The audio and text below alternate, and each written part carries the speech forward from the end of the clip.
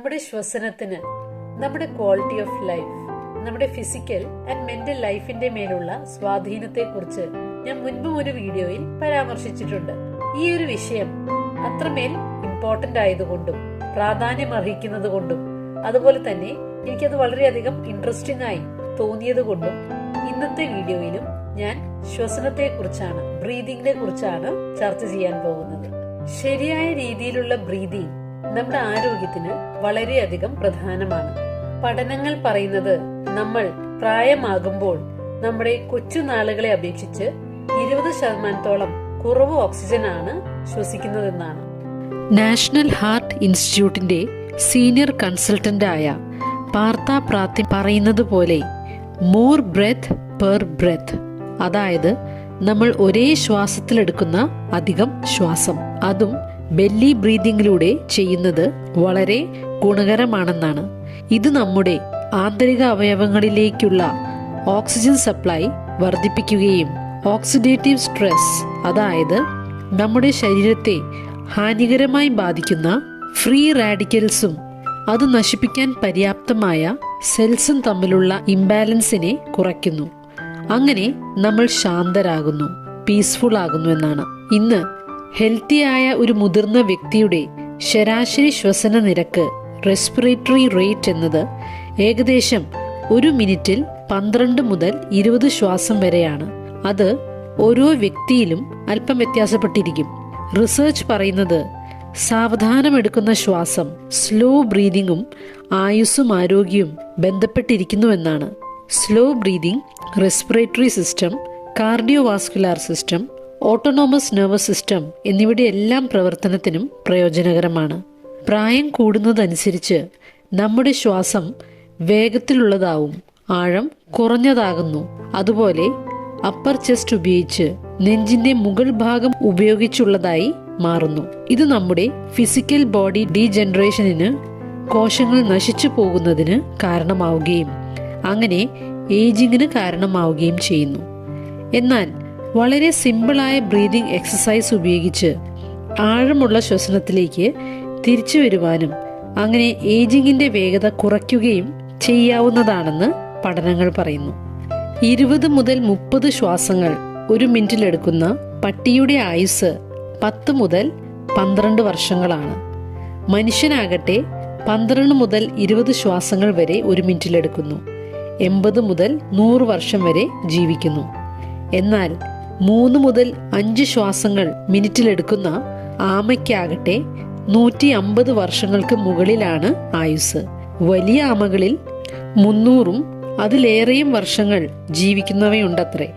അതിൽ നിന്നും മനസ്സിലാക്കാൻ സാധിക്കുന്നത് നമ്മുടെ ശ്വസനത്തിന് നമ്മുടെ ആരോഗ്യവുമായും ആയുസ്സായും എന്തോ കണക്ഷൻ ഉണ്ടെന്നുള്ളതാണ്.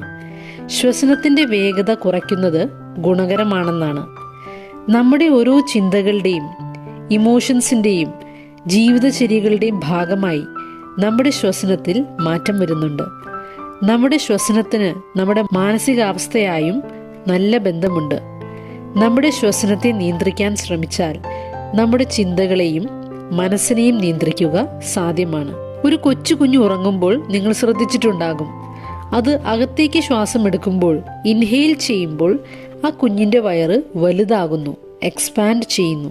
അതുപോലെ ശ്വാസം പുറത്തേക്ക് കളയുമ്പോൾ, എക്സെയിൽ ചെയ്യുമ്പോൾ വയറ് ചുരുങ്ങുന്നു. ഇതാണ് ശരിയായ നാച്ചുറലായ ബ്രീതിങ്ങിന്റെ രീതി എന്ന് പറയപ്പെടുന്നു. അത് ആഴമേറിയതും നീളമുള്ളതുമാണ്. അതുകൊണ്ട് തന്നെ കുഞ്ഞുങ്ങൾ എപ്പോഴും ഉത്സാഹഭരിതരും സന്തോഷമുള്ളവരുമാണ്. അവർ ഒരിക്കലും ചിന്തകളെ കുറേ നേരം മനസ്സിൽ വെക്കുന്നില്ല. ആരുടെ അടുത്തും കുറേ നേരം നീരസം കാണിക്കുവാൻ, ദേഷ്യം കാണിക്കുവാൻ അവർക്ക് സാധിക്കുകയില്ല. കൊച്ചു കുഞ്ഞുങ്ങളെ വഴക്ക് പറയുകയോ ശിക്ഷിക്കുകയോ ചെയ്താൽ അവർ വളരെ വേഗത്തിൽ മറന്നു കളയുകയും കളികളിൽ ഏർപ്പെടുകയും ചെയ്യും. ഒരു കുഞ്ഞിന്റെ ശരീരത്തിന് വളരെയധികം മാറ്റങ്ങൾ സംഭവിക്കുന്നത് കൊണ്ട് അവർക്ക് അതിനായി എനർജി, ഊർജം ആവശ്യമാണ്. ഈ ഒരു നീഡിനെ മീറ്റ് ചെയ്യാനായി നീളമുള്ള ശ്വാസങ്ങൾ ആവശ്യമാണ്. അതുകൊണ്ട് പ്രകൃത്യ കുഞ്ഞുങ്ങൾക്ക് നീളമുള്ള ആഴമേറിയ ശ്വസനമാണുള്ളത്. ഇത്തരത്തിലുള്ള ശ്വസനം സത്യത്തിൽ മുതിർന്നവർക്കും ആവശ്യമാണ്. അത് സത്യത്തിൽ മനുഷ്യന് ദൈവം തരുന്നൊരു സമ്മാനമാണ്. എന്നാൽ മുതിർന്ന ആളുകൾ മിക്കവാറും ചെസ്റ്റ് ബ്രീതിങ് ആണ് ചെയ്യുക. നെഞ്ചിനെ കേന്ദ്രീകരിച്ചുള്ള ശ്വസനത്തിലാണ് ഏർപ്പെടുക. അങ്ങനെ ശ്വസനത്തിന്റെ നീളം കുറയുന്നതനുസരിച്ച് നമ്മൾ പെട്ടെന്ന് ആകുലരാകുന്നു, ചെറിയ കാര്യങ്ങൾക്ക് പോലും. അതുകൊണ്ട് ഹെൽത്തി ബ്രീതിങ്ങിലോട്ട് വരാൻ നല്ലൊരു ടെക്നിക്കാണ് ബെല്ലി ബ്രീതിങ്. ഇത് നമ്മളിൽ റിലാക്സേഷൻ കൊണ്ടുവരാൻ മികച്ചൊരു തെറാപ്യൂട്ടിക് ടൂളാണ്. ബെല്ലി ബ്രീതിങ് ചെയ്യുമ്പോൾ ഡയഫ്രമിലൂടെ കടന്നു പോകുന്ന റിലാക്സേഷന് കാരണമാകുന്ന വേഗസ് നെർവ് സ്റ്റിമുലേറ്റ് ചെയ്യപ്പെടുന്നത് മൂലമാണ് ഇത് സംഭവിക്കുന്നത്. ബെല്ലി ബ്രീതിങ് ഹെൽത്തിയായ ഡൈജഷൻ, ദഹന പ്രക്രിയയ്ക്കും കാർഡിയോവാസ്കുലർ ഹെൽത്തിനും നമ്മുടെ പ്രതിരോധ സംവിധാനത്തിന്റെ, ഇമ്മ്യൂൺ സിസ്റ്റത്തിന്റെ മികച്ച പ്രവർത്തനത്തിനും ഗുണകരമാണ്. ബെല്ലി ബ്രീതിങ് ചെയ്യുന്നത് എങ്ങനെയെന്ന് ഇനി പറയാം. സാധിക്കുമെങ്കിൽ 2 കൈയും വയറിന്മേൽ വയ്ക്കുക. ശ്വാസം മൂക്കിലൂടെ അകത്തേക്ക് എടുക്കാം. അകത്തേക്ക് എടുക്കുമ്പോൾ വയറിലേക്ക് ശ്വാസം എടുക്കുന്നതായി കാണുക. പരമാവധി വയറ് പുറത്തേക്ക് കൊണ്ടുവരാം, വലുതാക്കാം. സാധിക്കുമെങ്കിൽ 2-3 സെക്കൻഡ് ശ്വാസം പിടിച്ചു വയ്ക്കാം. അതിനുശേഷം വായിലൂടെ ശ്വാസം കഴിയുന്നത്ര പുറത്തേക്ക് കളയാം.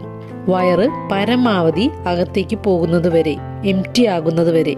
ബ്രീതിങ് ചെയ്യുമ്പോൾ നമ്മുടെ മനോഭാവവും വളരെ പ്രധാനമാണ്. അത് യാന്ത്രികമായി ഒരു എക്സസൈസ് ചെയ്യുന്നത് പോലെ ചെയ്യാതെ ഓരോ ശ്വാസം അകത്തേക്ക് എടുക്കുമ്പോഴും സകല നന്മകളും പോസിറ്റിവിറ്റീസും എൻ്റെ അകത്തേക്ക് പ്രവേശിക്കുന്നു.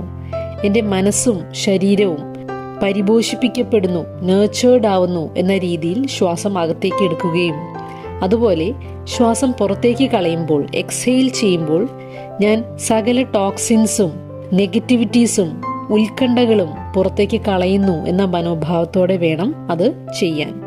ഇങ്ങനെ കുറച്ചു മിനിറ്റുകൾ ദിവസവും ബെല്ലി ബ്രീതിങ്ങിനായി ചിലവഴിക്കാം.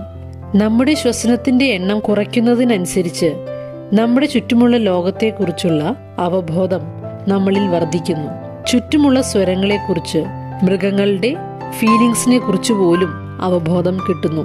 ശ്വസനം മിനിറ്റിൽ 6 തവണ വരെയെല്ലാം എത്തുമ്പോൾ പ്രകൃതിയിലെ പല നിഗൂഢതകളും ഭാവിയെക്കുറിച്ചും മറ്റും മനസ്സിലാക്കുവാനും യൂണിവേഴ്സൽ എനർജിയിലേക്ക് ട്യൂണിൻ ചെയ്യുവാനും മറ്റും സാധിക്കുമെന്ന് പറയപ്പെടുന്നു.